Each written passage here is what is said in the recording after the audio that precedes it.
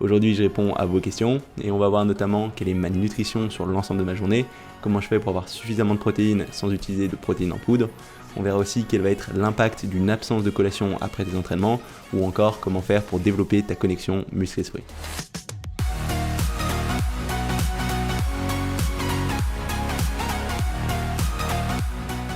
Salut, ici Nico et bienvenue dans un nouvel épisode de ma mini-série questions-réponses dans laquelle je réponds aux questions que vous m'envoyez par mail. Si jamais tu as une question que tu aimerais m'envoyer, tu peux le faire sur question@nicodelam.com.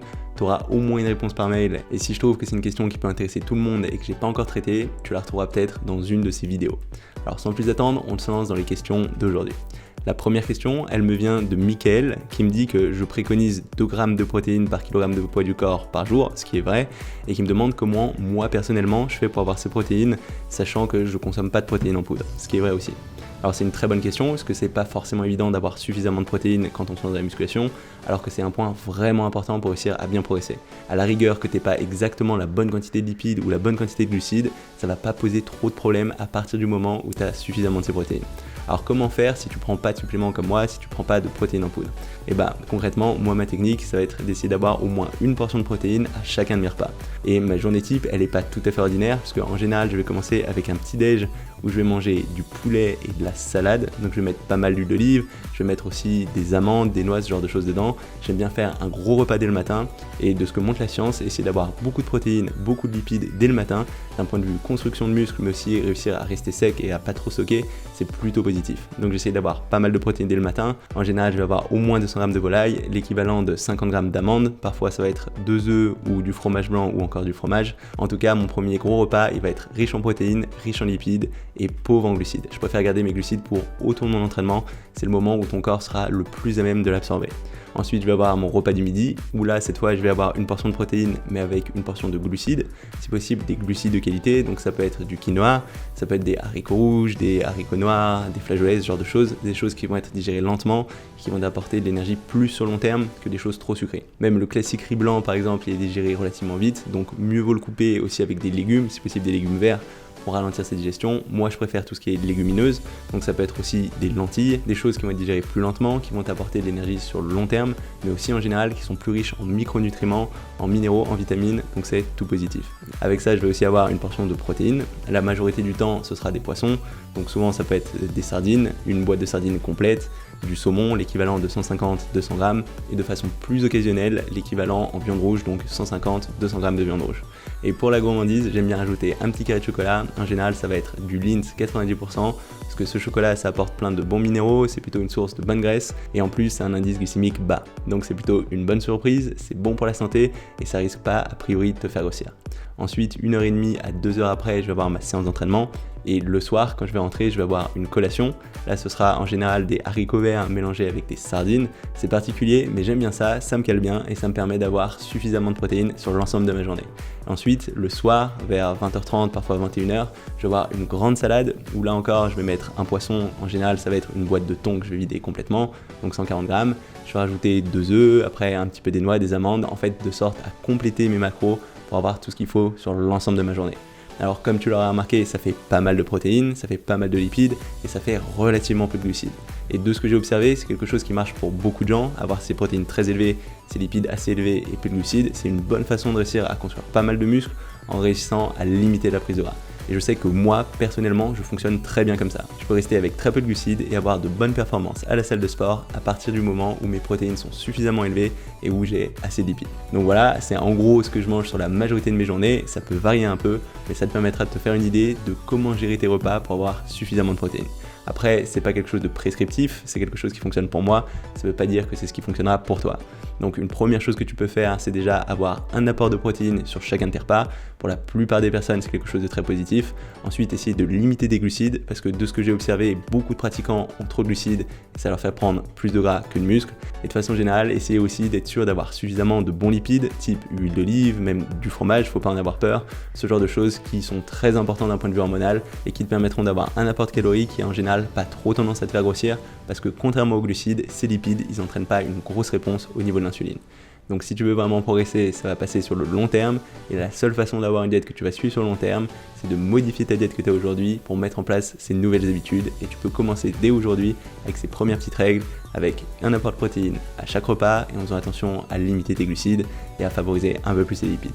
Ensuite, on enchaîne sur une deuxième question, là encore liée à la nutrition, qui vient cette fois de Virginie, qui me demande ce qui se passe physiologiquement si tu n'as pas de collation après l'entraînement. Qu'est-ce qui se passe au niveau du muscle?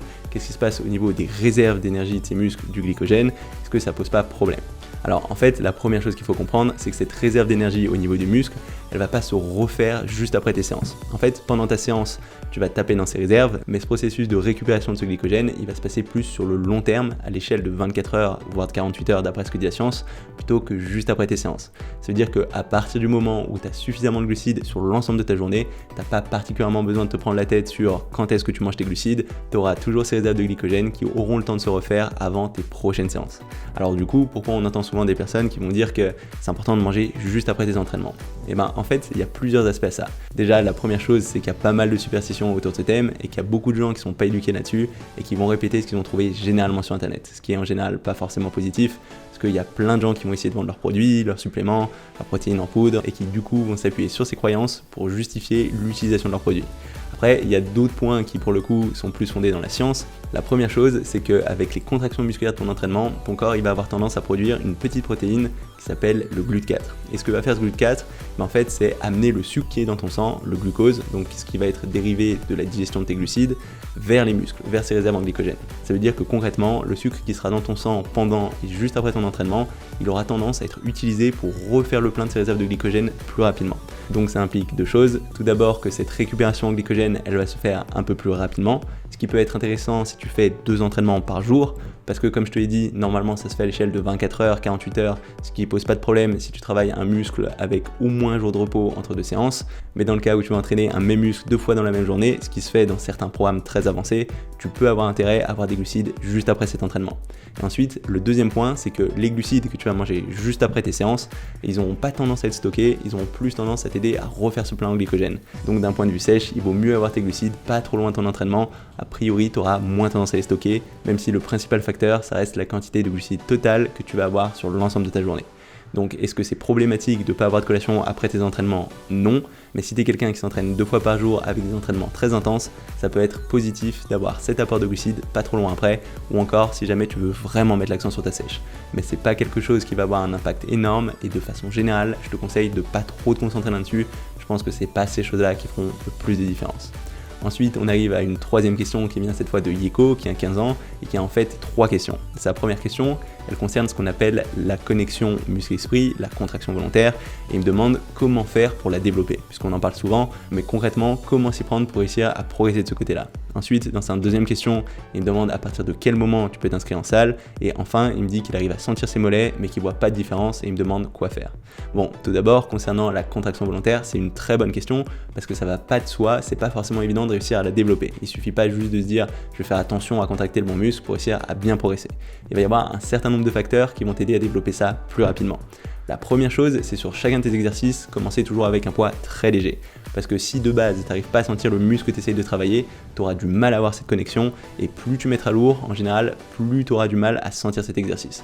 En fait, tu vas commencer à le sentir, mais pas pour les bonnes raisons. Tu vas le sentir parce que ton corps il va être forcé d'utiliser tous tes muscles pour maintenir la charge, mais pas vraiment parce que tu arrives à bien l'isoler. En fait, tu auras plein de muscles secondaires qui vont aussi rentrer en jeu, et ce sera pas positif d'un point de vue de développer cette contraction volontaire. Du coup, moi ce que je te conseille, c'est commencer avec des poids relativement légers, en te concentrant bien sur le muscle que tu veux travailler. Ça veut dire concrètement essayer de penser à ce muscle-là, essayer de mettre cet esprit dans ce muscle pour essayer de mieux le sentir. Et ça peut paraître un peu abstrait comme ça, mais si tu le fais systématiquement sur tes exercices avec un poids suffisamment léger, petit à petit tu vas réussir à sentir ce muscle. Ensuite, à partir de là, tu pourras ensuite progressivement rajouter du poids en faisant toujours attention à bien garder ces sensations. Ensuite, un autre point qui va aider, c'est le fait d'avoir un geste contrôlé. Parce que le fait de ralentir ce geste, ça t'aidera à avoir une meilleure exécution, à mieux isoler ce muscle, mais ça donnera aussi plus de temps pour le sentir, et tu garderas plus de temps sous tension, vu que tu auras moins d'inertie, ton muscle va travailler plus longtemps, tu auras plus de sensations, et ce sera plus facile de développer cette connexion connexion muscle-esprit. Et enfin, un troisième point qui a fait une énorme différence pour moi, notamment sur les pecs, c'est le fait de commencer tes séances systématiquement par un exercice d'activation. Un exercice d'activation, ce sera un exercice d'isolation sur lequel tu arrives à bien sentir le muscle que tu veux travailler. Ce que tu vas faire, c'est commencer par cet exercice avant ta séance. Tu vas mettre relativement léger, te concentrer sur ta contraction avec un geste bien contrôlé. Et comme ça, tu arriveras à bien activer ce muscle, à bien le sentir. Et quand ensuite tu vas passer à tes autres exercices sur le reste de ta séance, ce sera beaucoup plus facile de le sentir, de te concentrer sur cette contraction muscle-esprit et de réussir à bien le recruter. Donc en mettant ça en place, tu pourras petit à petit développer cette connexion muscle-esprit qui fera toutes les différences sur le long terme. Après, attention, c'est quelque chose qui va prendre du temps, ça sera à l'échelle de plusieurs semaines, de plusieurs mois pour réussir à bien sentir tout ça. Donc attention à ne pas être trop pressé. Ensuite, on arrive à cette deuxième question dans laquelle il me demande à partir de quand s'inscrire à la salle de sport. Et moi, j'ai tendance à croire que si tu as 15-16 ans, le plus tôt, c'est le mieux.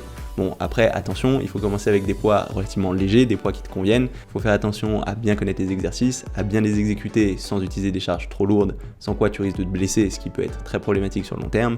Mais en ce qui concerne la croissance, a priori, aujourd'hui, il n'y a pas de preuve scientifique que la musculation aurait tendance à ralentir cette croissance.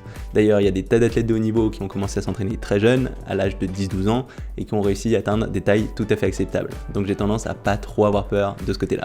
Enfin, on arrive à sa troisième question, dans laquelle il dit qu'il arrive à sentir ses mollets, mais qu'il ne voit pas de progression là-dessus. Alors, il peut y avoir plusieurs raisons à ça. La première raison, ça peut être qu'il est peut-être pas assez patient, parce que ses mollets, selon ta génétique, ça peut mettre vraiment du temps à se développer. En tout cas, ce sera en général beaucoup plus long que le reste de ton corps. Et si ça fait seulement quelques mois que tu les entraînes, c'est tout à fait possible que tu fasses les choses correctement et que tu n'aies juste pas encore attendu assez longtemps pour voir vraiment une différence. Ensuite, le deuxième point, c'est que ces mollets ils sont souvent très mal entraînés. Il y a beaucoup de gens qui ont tendance à utiliser beaucoup d'inertie, qui vont rebondir en bas du geste et qui vont pas monter jusqu'en haut. Et dans ce cas-là, ça va être surtout ton tendon d'Achille qui va faire le gros du travail. Tes mollets ils vont pas travailler et tu vas pas avoir d'hypertrophie. Donc moi, ce que je te conseille de faire, c'est t'assurer d'être sûr de bien descendre jusqu'en bas, de poser en bas du geste et de remonter en haut sans être trop explosif, de contrôler ton geste pour être sûr de ne pas accumuler d'inertie et de ne pas laisser ton tendon faire tout le travail, et de poser une seconde en contraction complète. Comme ça, tu seras sûr que c'est bien ton mollet qui travaille et qui sera stimulé correctement. Après, ce qui va aussi arriver, si jusque-là tu utilisais cet effet rebond, c'est que tu seras obligé de diminuer ta charge de travail.